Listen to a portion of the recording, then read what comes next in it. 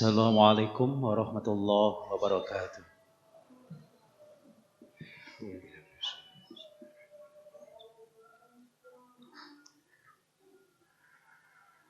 Allahu Akbar, Allahu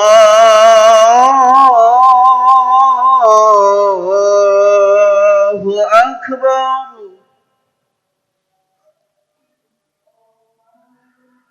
Allahu Akbar, Allahu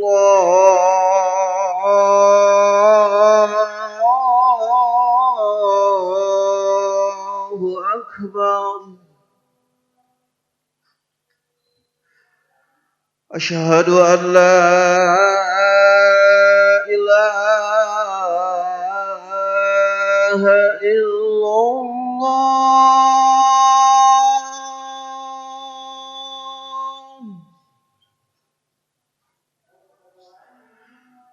أشهد أن لا إله إلا الله.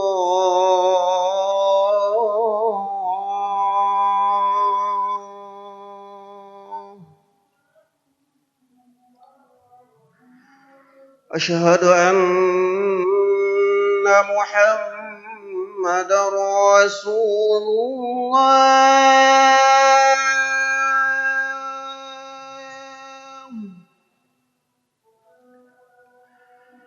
أشهد أن محمد رسول الله.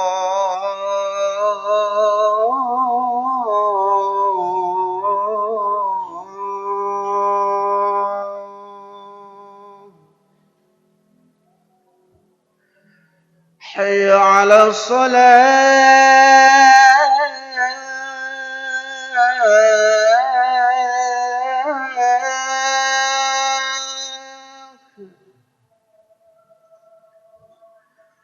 حي على الصلاة.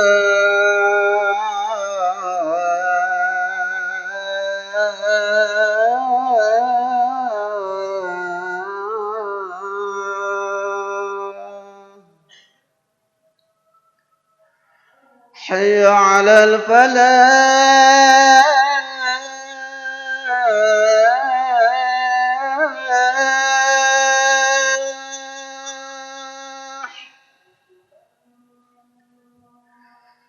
حي على الفلاح.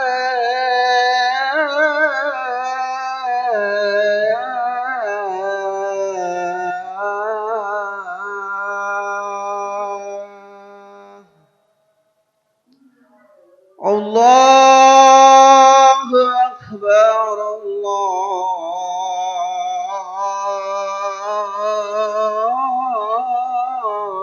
الله أكبر. لا إله إلا الله.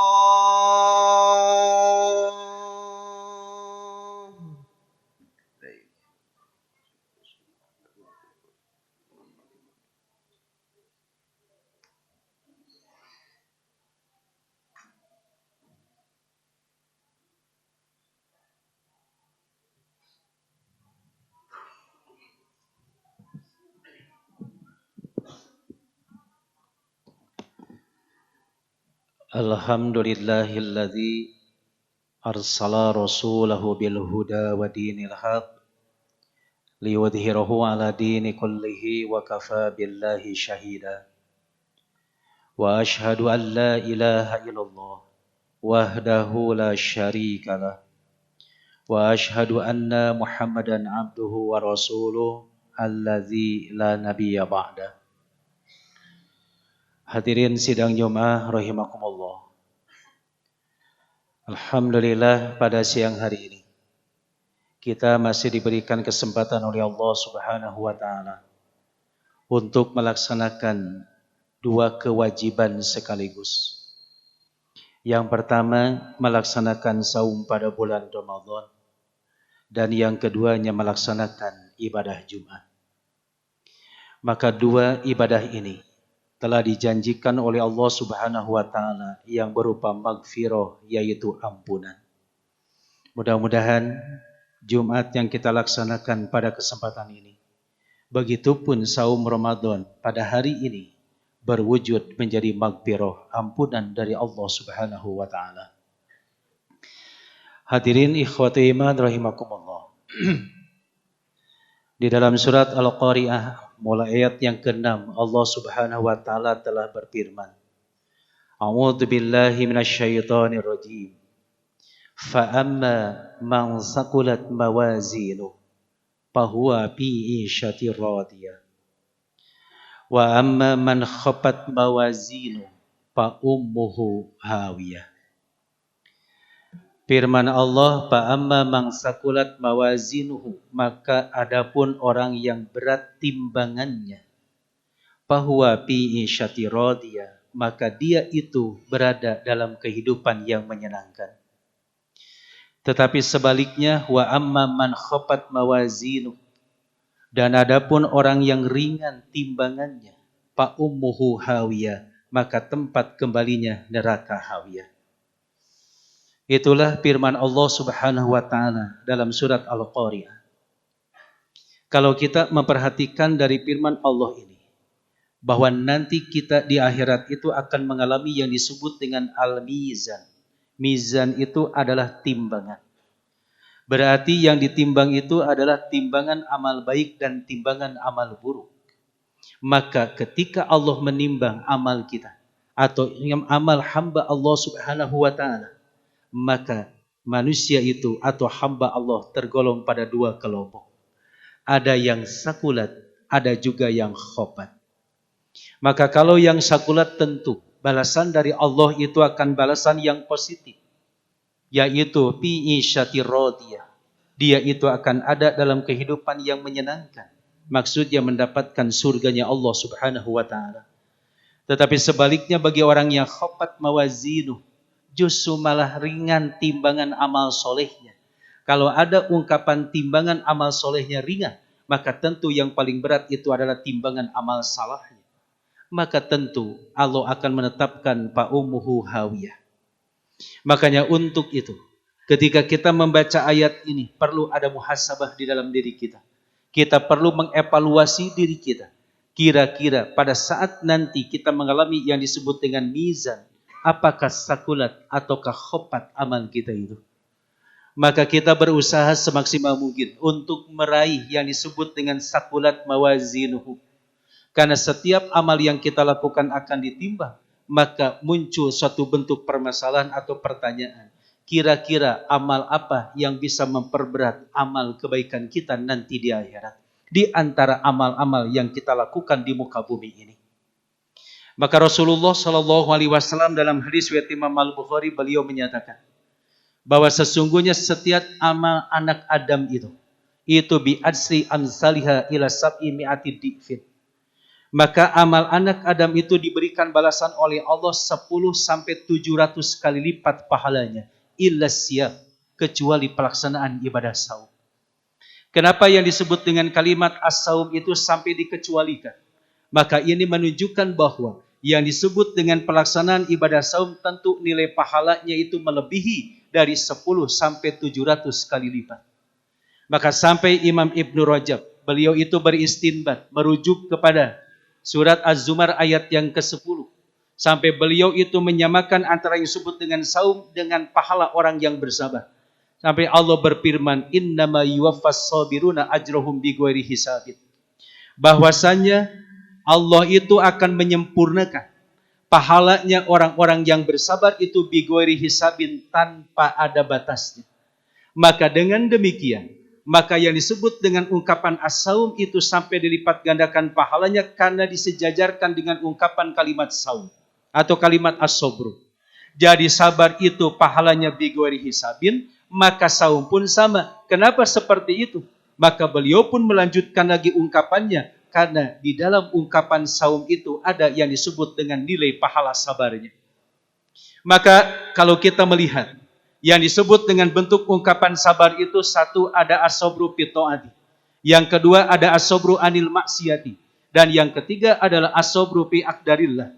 Jadi ada sabar dalam menjalankan ketaatan, Ada juga yang disebut dengan sabar menjauhi kemaksiatan.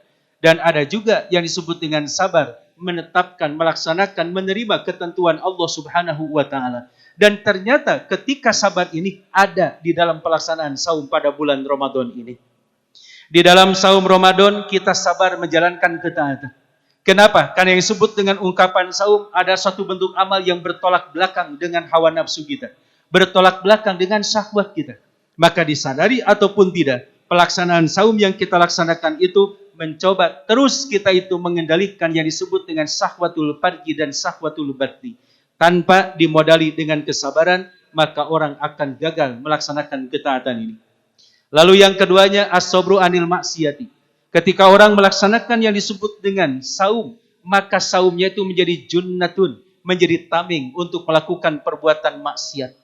Orang tidak berani berbohong, orang tidak berani ingkar janji, orang tidak berani melakukan kemaksiatan, karena ada konsep di dalam dirinya, ini shaimun, saya ini sedang saum. Dan yang ketiganya, as-sabru ala aqdarillah, yaitu kita berusaha sabar menerima ketentuan Allah. Pertama, sabar menahan lapar. Kedua, sabar menahan dahaga. Ketiga, sabar juga dari sifat al-kasalu, yaitu sifat malas. Karena yang disebut dengan bentuk ungkapan Ramadan, berdasarkan ukuran hawa nafsu itu, saum ini membuat lahir sifat al-kasalu, malas di dalam diri kita. Sehingga kinerja kita seolah-olah berkurang karena dengan alasan sedang melaksanakan ibadah saum. Tapi justru kita mampu melawan al-kasalu ini dan saat melaksanakan ibadah saum karena ada sifat kesabaran di dalam diri kita. Maka dengan kunci kesabaran inilah disejajarkan pahalanya itu dengan pelaksanaan ibadah saum pada bulan Ramadan ini. Maka wajar kalau Nabi menyatakan amalan-amalan yang lain 10 sampai 700 kali lipat, tapi yang disebut dengan saum pada bulan Ramadan nilai pahalanya dilipat gandakan oleh Allah Subhanahu wa Ta'ala. Maka dengan demikian saum pada bulan Ramadan ini bisa mewujudkan yang disebut dengan sakulat mawazinuhu, yaitu bisa memperberat amal kebaikan kita nanti di hadapan Allah Subhanahu wa Ta'ala. Tetapi muncul pertanyaan, saum yang seperti apa yang bisa memperberat amal kebaikan kita nanti di hadapan Allah? Maka tidak ada lain, saumnya adalah didasari dengan imanan wahtisaban. Maka saum yang dasarnya imanan wahtisaban, maka insya Allah saumnya itu akan menjadi nilai amal soleh bagi kita dan nanti akan mendapatkan fi'isyatir radiyah. Itulah diantaranya pahala ya atau amalan yang pahalanya bisa memperberat amal kebaikan kita, memperberat juga kaitan dengan timbangan nanti di akhirat. Barakallahu li wa lakum.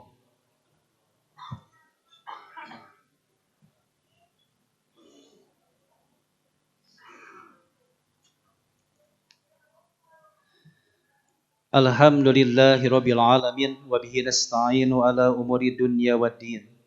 Asyhadu an la ilaha illallah wahdahu la syarikalah wa asyhadu anna Muhammadan abduhu wa rasuluh. Hadirin sidang Jumat rahimakumullah. Sebagaimana yang di khutbah pertama disampaikan, bahwa yang bisa diantaranya sakulat mawazinu itu adalah ibadah saum. Tentu saumnya saum yang berkualitas, saum yang berwujud menjadi amal soleh. Maka tadi telah disampaikan, saum yang bisa berwujud menjadi amal soleh, maka saumnya yang didasari dengan imanan wahtisaban. Jadi kalau begitu, selama kita melaksanakan ibadah saum, perkuat keimanan kita. Jangan sampai kita terkena seperti yang disabdakan oleh Rasulullah SAW. Rubba so'imin, laisa lahu min siyamhi ila juwal atas. Banyak orang yang melaksanakan ibadah saum, tidak mendapatkan apa-apa dari saumnya, kecuali hanya lapar dan dahaga saja. Kalau saumnya itu hanya sedang mendapatkan lapar dan dahaga saja, maka tentu saumnya tidak menjadi amal soleh dan tidak menjadi sakulat mawazinuhu. Maka untuk bisa menghindari ungkapan saumnya hanya sekedar lapar dan dahaga saja, tapi bisa berwujud menjadi sakulat mawazinuhu, tentu kita memperkuat keimanan kita dan hindari perkara-perkara yang bisa melemahkan keimanan kita. Apabila keimanan kita itu melemah, maka tentu kualitas saumnya pun itu tidak akan menjadi bentuk amal soleh bagi kita. Maka untuk itu, apa saja perkara yang bisa melemahkan keimanan kita? Maka salah seorang ulama tauhid yang bernama Muhammad bin Shalih Al-Utsaimin, beliau mengatakan, perkara yang bisa melemahkan keimanan seseorang itu yang pertama adalah al-iqradu anit tafkiri fi ayatil kauniyah. Ketika seseorang dia sudah tidak suka lagi mentafakuri ayat-ayat Allah. Apabila ayat-ayat Allah yang bentuknya kauniyah tidak pernah ditafakuri, otaknya atau akalnya tidak pernah dipakai untuk memikirkan ciptaan-ciptaan Allah, maka orang ini imannya itu makin lama akan makin melemah. Yang keduanya adalah dia itu al-i'radu justru anit tadabburi. Dia itu berpaling, tidak pernah mentadaburi fi ayatil qauliyah, tidak pernah mentadaburi ayat-ayat Allah Subhanahu wa taala. Artinya Quran sudah tidak pernah dibaca, Quran sudah tidak pernah diperdalami, Quran tidak pernah dikaji. Jika umat Islam sudah jauh dari yang namanya Al-Quran, sudah tidak pernah membaca lagi Al-Quran, tidak pernah lagi mengkaji Al-Quran, maka dhaful iman, akan lahirlah yang disebut dengan kelemahan dalam keimanan orang tersebut. Lalu yang ketiganya, penyebab yang disebut dengan dhaful iman, melemahnya iman seseorang adalah fi'lul maksiyati. Maka orang tersebut banyak melakukan perbuatan maksiat, melanggar aturan-aturan Allah Subhanahu wa taala. Artinya dia itu tidak pernah lagi melaksanakan ketaatan, yang sebaliknya yaitu justru dihiasi dirinya itu dengan berbagai macam kemaksiatan, maka otomatis keimanannya itu akan melemah. Dan yang terakhir adalah yaitu dia itu tarkul maksiati atau tarkut taati, mohon maaf, selalu meninggalkan perbuatan-perbuatan yang berkaitan dengan ketaatan. Maksiat dilakukan, ketaatan ditinggalkan.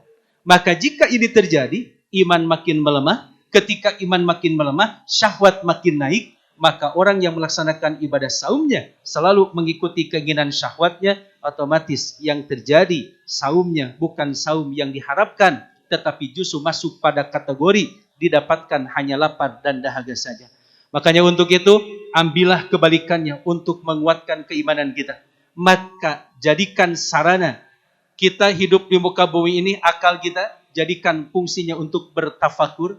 Yang kedua, jadikan Al-Quran sebagai bentuk tadabur bagi kita. Hiasi diri kita itu dengan berbagai macam ketaatan dan jauhi yang disebut dengan kemaksiatan. Maka insya Allah iman kita makin meningkat, saum kita pun jadi saum yang berkualitas, saum yang menjadi amal soleh, dan ujung-ujungnya akan menjadi sakulat mawazinuhu, nanti di akhirat bahwa fi isyatir radiyah, dia akan mendapatkan surganya Allah Subhanahu wa taala. Itulah diantaranya yang harus menjadi perhatian bagi kita dalam rangka melaksanakan saum pada bulan Ramadan ini.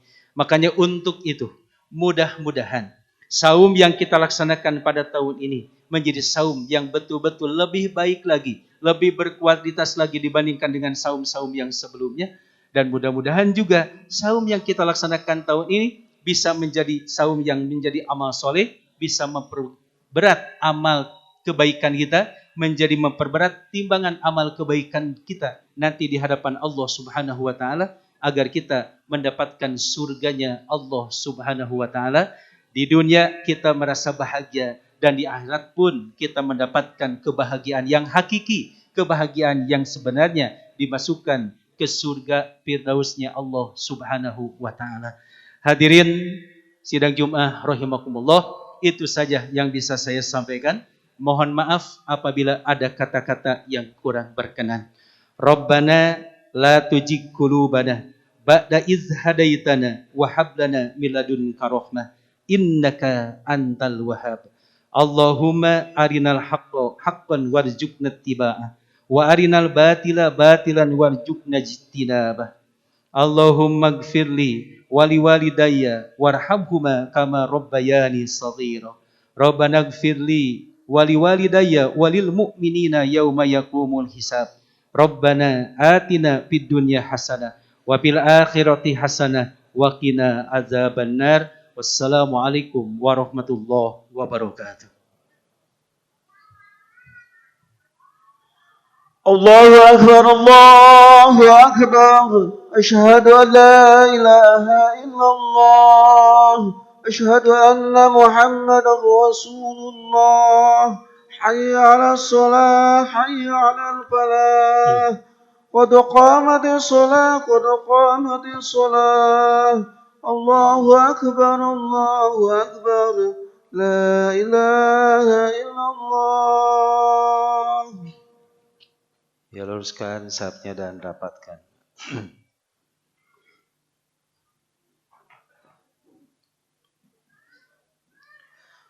Allahu Akbar.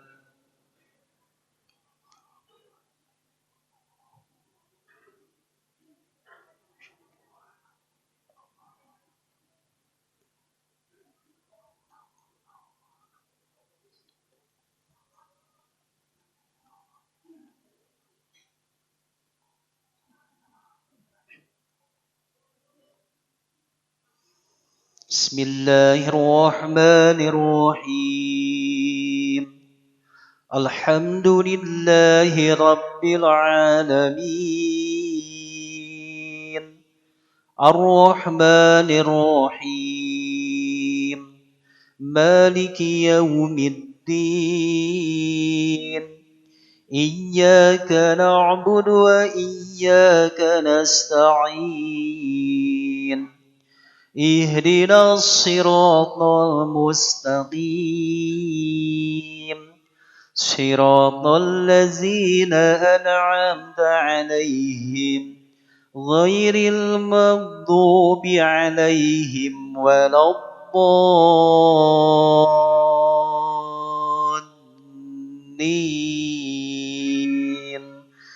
آمين. بسم الله الرحمن الرحيم.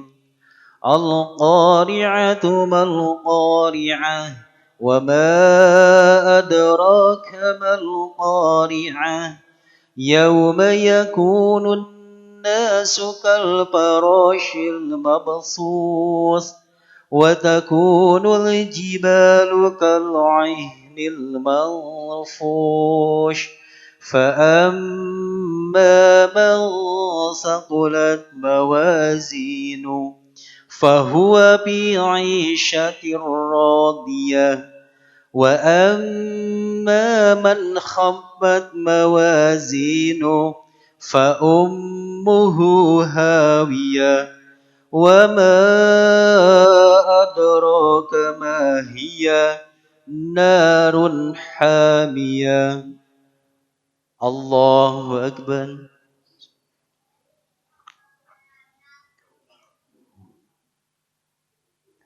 سمع الله لمن حمده.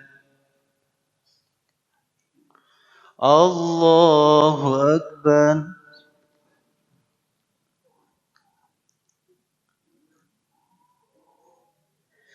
الله أكبر.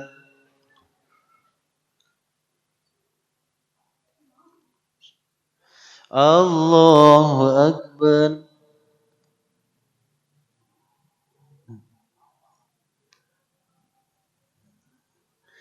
الله أكبر.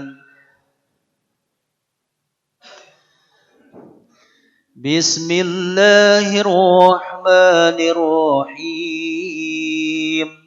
الحمد لله رب العالمين. الرحمن الرحيم. مالك يوم الدين. إياك نعبد وإياك نستعين. اهدنا الصراط المستقيم صراط الذين أنعمت عليهم غير المغضوب عليهم ولا الضالين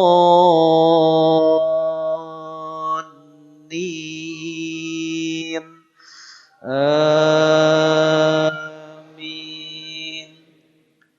بسم الله الرحمن الرحيم.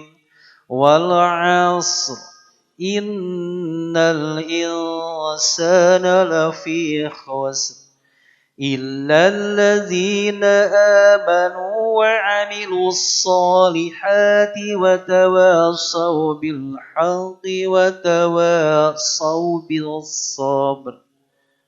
الله أكبر.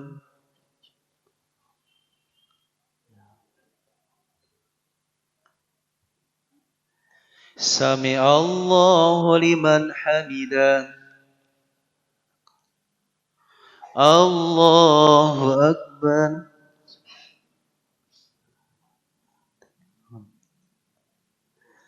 الله أكبر.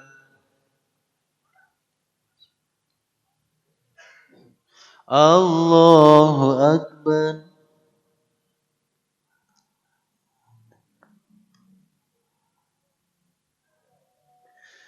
الله أكبر.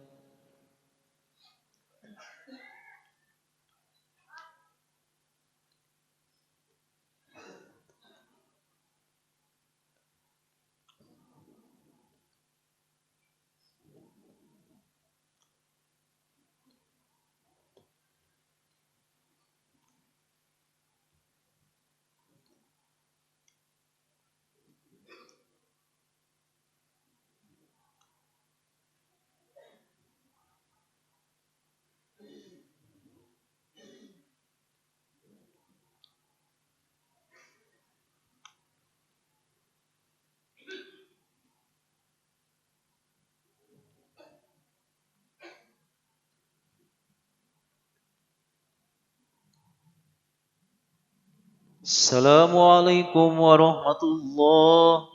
Assalamualaikum warahmatullah.